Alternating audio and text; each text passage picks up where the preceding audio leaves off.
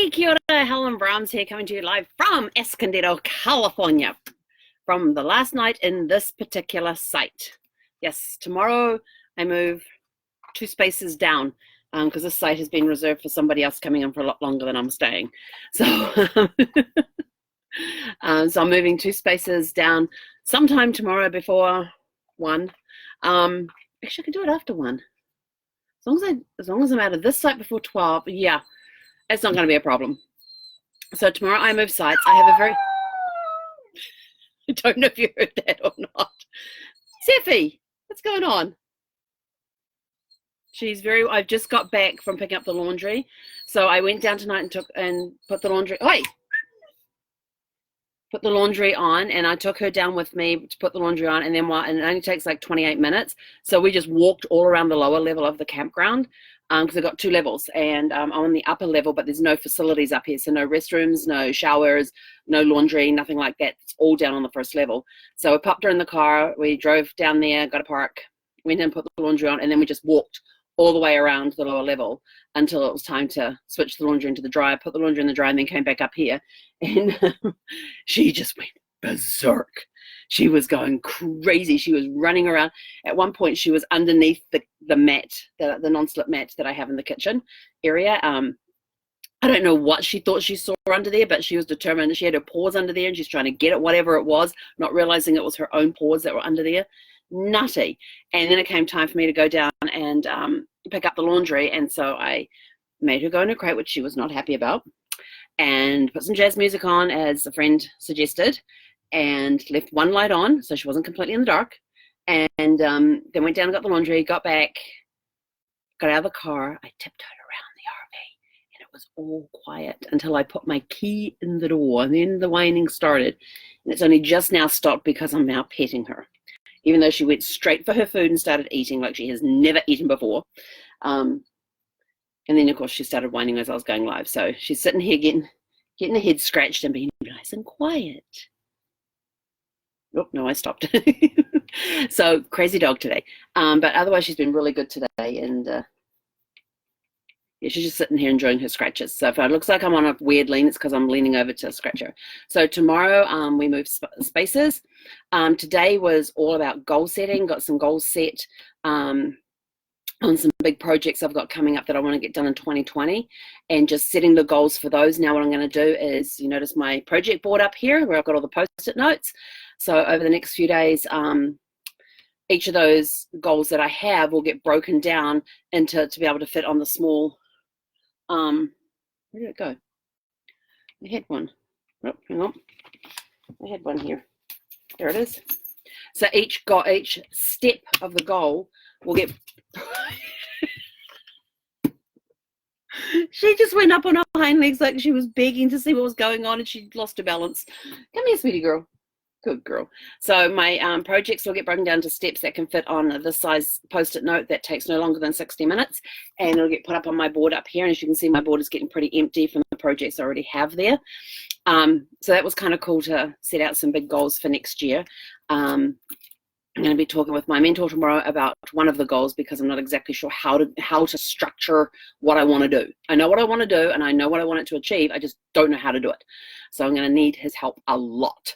Got some great connections in today, met some new people, got a lot of work done. So I had a very productive day today, and still took time off throughout the day to play with the dog and go crazy with her. We went for our walk this morning, and she did pretty well with that. But it seems that when we go around the park now, as soon as we get back to where the gate is, she just takes off for the gate. And I'm so like, no, we're going this way. And she's like, no, we're going this way. So guess which way we end up going.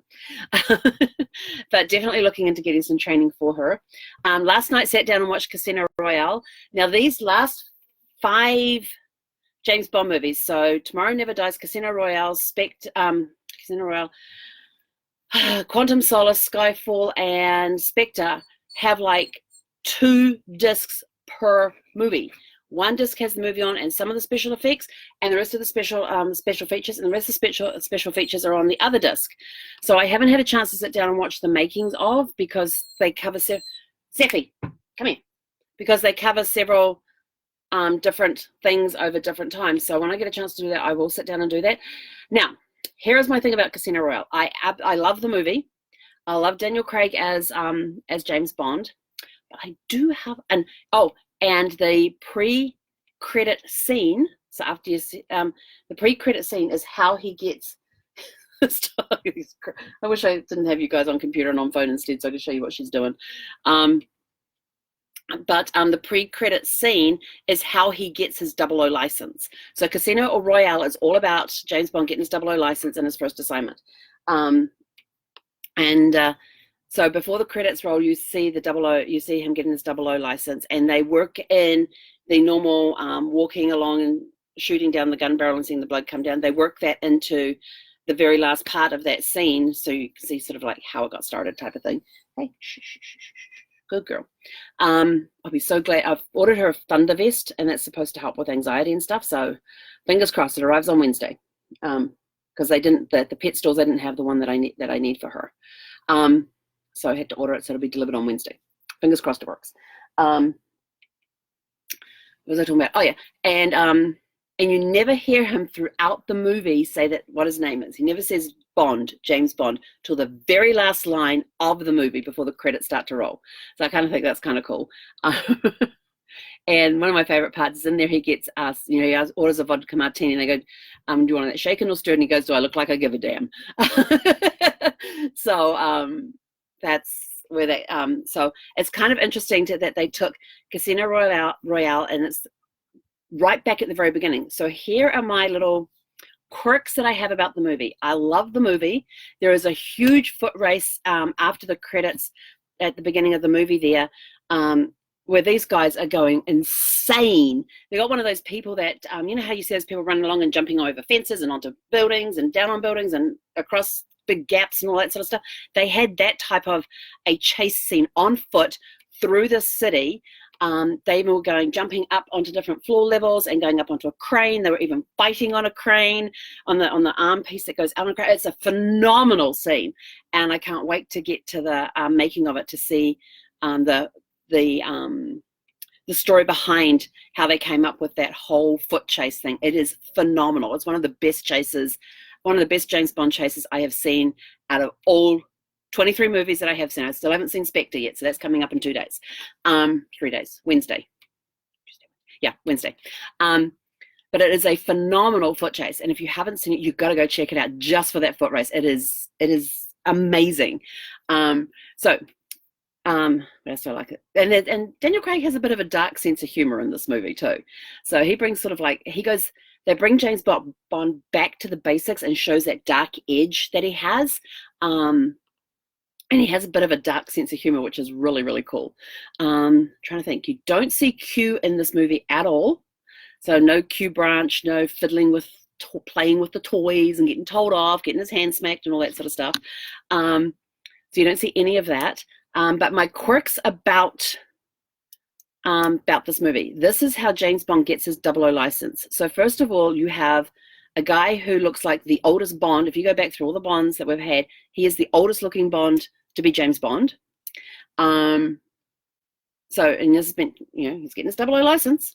Not only that, they have M is the same M who has been playing in the last 4 movies with Pierce Brosnan, and in GoldenEye, which is the first one that Judi Dench appears in as M, she's calling him a sexist, misogynist dinosaur. And then 5 movies later, she's giving him his 00 license. So there was that inconsistency that they had with the characters. If they brought in a new M at that point, then yes, I could totally, it would be a little more believable. But having seen her in the previous 4 James Bond movies, and now she's giving him his 00 license in Casino Royale, there's just a little time skew thingy in there. So that's kind of my little quirks with it. But Daniel Craig does a phenomenal job in this. I really like this movie because it goes back to the base. There's not a lot of gadgets in it, which is great. Sometimes I feel like some of the gadgets might be just a little far-fetched. Come here. I got a whiny dog. It's not that she wants out, she just wants attention. So yeah, that was my little quirk with Casino Royale. I love the movie. Daniel Craig is awesome. But yeah, it was very interesting story, and he even gets a love interest in this one, which is kind of cool. And of course, this is meant to take place before he gets married on Her Majesty's Secret Service. which was back at movie number 5, 6. Number 5, movie number 5. He gets married in movie number 5, and on Her Majesty's Secret Service. So it's interesting that he had this love interest, and then later on he finds love again in On Her Majesty's Secret Service. So it's kind of interesting how they fitted this in, because I think they actually used a date in this too, if I remember correctly. Towards the beginning of the movie, I think they mentioned a year. I have to go back and have a look at that, but I'm pretty sure they mentioned a year in this, and I'm sort of like, whoa, that just throws out the timeline. So yeah, but otherwise, it's a really good movie. And as I mentioned last night, this month, after I finish my James Bond movies, so I have Quantum of Solace to watch tonight. Tomorrow night will be Skyfall, which is a really good movie. It goes really, really deep into emotions and stuff. So it's really, really cool. And then Spectre, which I have never seen. So I'm kind of excited to see that one on Wednesday. And then Thursday, I start my Christmas theme for the rest of the month. Haven't worked out a trivia question for December yet. Not sure what my first Christmas movie will probably be National Lampoon's Christmas Vacation, because I watch it every year. Also watch Love Actually every year. It's a Wonderful Life gets watched every year. Jingle All the Way is another one, and the Santa Claus 1 and 2. I'm not a big fan of the third one, but I like one, and 2's okay as well. So those are kind of at the beginning of the month, and then I've asked, and then if you look at my Facebook page, I did ask for comments about you know, what your favorite Christmas movies are. And I do have to put this little thing in there that some people will probably see that I don't like Elf. And even though Bob Newhart is in the movie, and I love Bob Newhart, I personally cannot stand if there are 3 particular actors in a movie, I will not watch it. It doesn't matter who's in the cast. If those 3 guys are in the movie, I will not watch it. And that is Steve Carell, Will Ferrell, and Adam Sandler. If those guys are in any of the movies that people say, oh, you gotta watch this, I will not watch it. For some reason, I don't like their sense of humor. I just feel icky watching them. I don't know what it is. It's just something about those 3 actors that I can't relate to. So I don't watch anything that they do, even though it sounds like a really good movie and all that, and they may play a great role in it. To me, it just spoils the movie, because I just can't, I don't know, there's just something about them that I can't get into their characters. Yeah, I know Elf may be a good movie, and yes, it's got Bob Newhart in it, but it's got Will Ferrell. So, sorry. And no offense to those actors, they probably do a really, really good job. It's just that, you know, some actors we agree with, and some we like, and some we don't. They just happen to be 3 that I don't like watching in movies. So, sorry, guys. But, you know, you don't agree with everything that everybody does. That's the same, you know. Some people are going to absolutely love those guys and go, oh, you're stupid, they did this and that. Yeah, that's fine. You like your actors, I like my actors. We're all good. I respect your choices. You respect my choices. We're all good. Okay, so on that note, I'm going to go deal with a crazy dog and go get the laundry folded while I watch whatever James Bond movie I'm watching. Quantum of Solace. So I'm going to watch that tonight. So have a super fantastic, sparkling evening, and we will catch you guys tomorrow. Still in Escondido, but 2 sites down. Okay? Have a super fantastic, sparkling evening. Hey, Konera. Go on, Zeph.